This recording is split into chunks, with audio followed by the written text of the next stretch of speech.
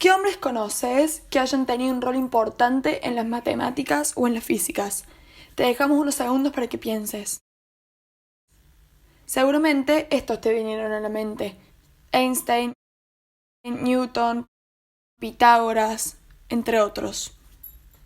¿Y mujeres?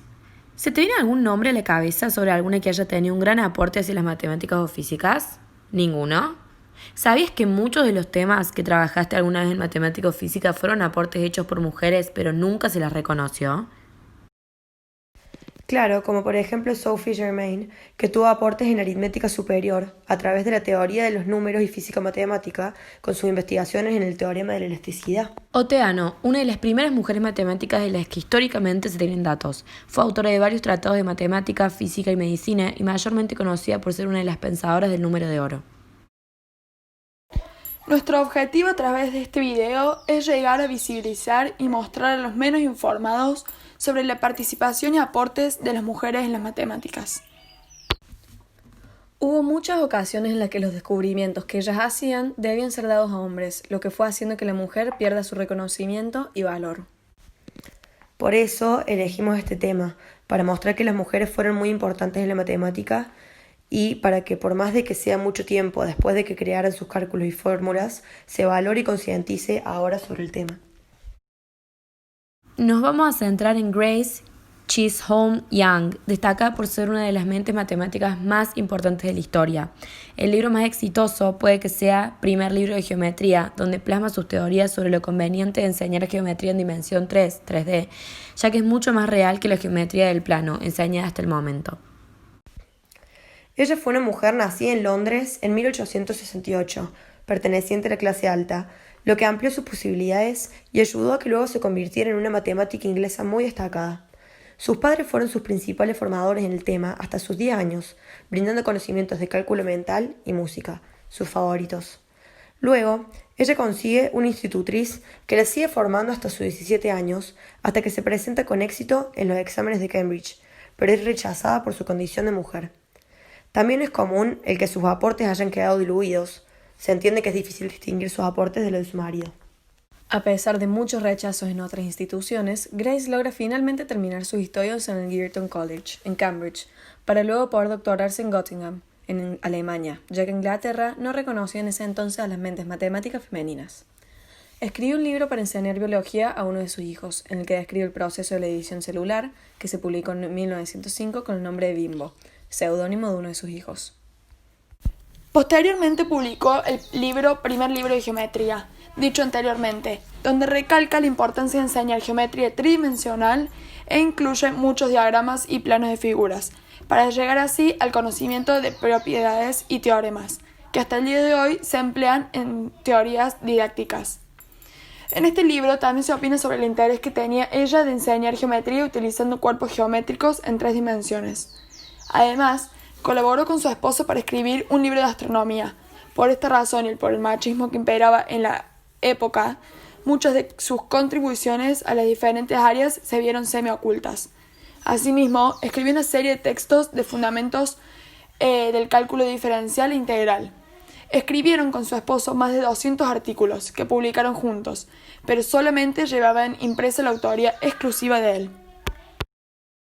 Y también otra mujer importante en la historia de la matemática fue Sofía Kovalevsky, que desde pequeña poseía una facilidad para las matemáticas asombrosa y aunque se le colocó en un contexto más favorable para desarrollar su intelecto que el resto de las mujeres en Rusia, Sofía se encontró a lo largo de su vida con numerosas barreras que le dificultaron su educación por el hecho de ser mujer.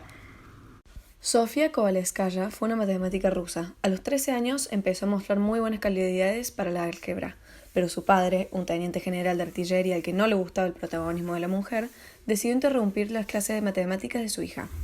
Aún así, Sofía siguió estudiando por su cuenta libros de álgebra y pidió prestado un ejemplar del álgebra de Burdo. Así, aquello que nunca había estudiado le fue deduciendo poco a poco. Un año más tarde, el profesor Tirtov presentó a la familia de Sofía un libro del que él era autor, y Sofía trató de leerlo. No entendió las fórmulas trigonométricas e intentó explicárselas a sí misma. A partir de los conocimientos que ya tenía, Sofía explicó y analizó por sí misma lo que era el concepto trigonométrico del seno, tal y como se desarrolló originalmente. Un profesor descubrió las facultades de Sofía y habló con su padre para recomendarle que facilitara los estudios a su hija. Al cabo de varios años, su padre accedió y Sofía comenzó a tomar clases particulares. Para poder seguir unos estudios científicos en el extranjero, puesto que Rusia no daba pasaportes a mujeres solteras ni permitía que una mujer viviera separada de su familia, Sofía fue forzada a casarse a los 18. Partió a Viena a estudiar y de ahí le mandaron a Berlín a tomar clases privadas, ya que no se permitía públicamente la formación de mujeres. Empezó a investigar sobre la tesis en noviembre de 1872, 2 memorias sobre matemáticas y una sobre astronomía. La primera era sobre ecuaciones con derivadas parciales, en la que consiguió corregir y mejorar el resultado de Cauchy, enunciando y demostrando lo que hoy se llama el teorema de Cauchy-Kovalevsky. La segunda era un estudio sobre las integrales abelianas, y la tercera explicaba la forma de los anillos de Saturno. Por estas 3 memorias, obtuvo el título de doctora summa cum laude en la Universidad de Gotinga en 1874, siendo la primera mujer en obtener este título en Alemania y segunda en el mundo. Después de un tiempo y de muchos sucesos y obstáculos de su vida, consiguió un puesto permanente de profesora en la Universidad de Estocolmo, convirtiéndose así en una de las primeras mujeres profesoras de Universidad de Europa. Para dar una idea de lo que hablamos, Sofía Kovalevsky fue quien desarrolló el concepto trigonométrico del seno. Al día de hoy, comprendemos la importancia de esto y al relacionarlo con nuestro tema inicial, nos planteamos la importancia que tiene el aprenderlo. Sabemos que el seno funciona como una relación fundamental que nos da pie a entender algunas identidades trigonométricas o relaciones derivadas. Es decir, conociendo el valor del seno, se puede conocer el del coseno, utilizando y explicitando funciones, cuadrantes y ángulos. A partir de la identidad fundamental y de las definiciones trigonométricas, se pueden deducir también varias otras funciones. Sofía Kovalevskaya nos demuestra cómo en un triángulo oblicuángulo, o sea, que no tiene un ángulo recto, se pueden establecer unas relaciones entre sus lados y ángulos internos, ya que las razones trigonométricas que conocemos como SOHCAHTOA no sirven si no existe el ángulo recto. El teorema del seno, que nos dice que en todo triángulo la relación entre uno de sus lados y el seno del ángulo opuesto es una cosente. Considerando el primer triángulo, podemos aplicar otros teoremas, como el de Pitágoras, para completar los cálculos de los triángulos no rectángulos. Esta matemática demuestra cómo en todo triángulo tenemos 3 lados y 3 ángulos, y como ecuaciones tenemos el teorema del seno.